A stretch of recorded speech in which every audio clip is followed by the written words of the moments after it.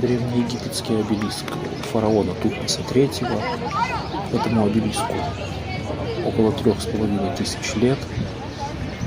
Был привезен из Египта, воздвигнут императором Римской империи Феодосием в 390 году.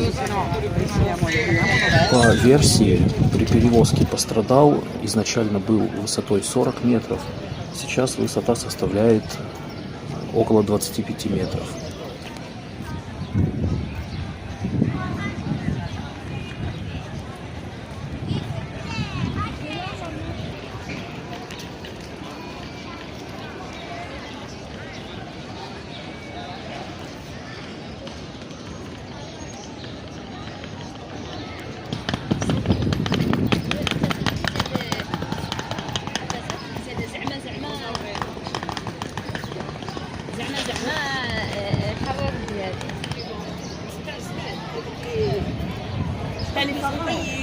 زعما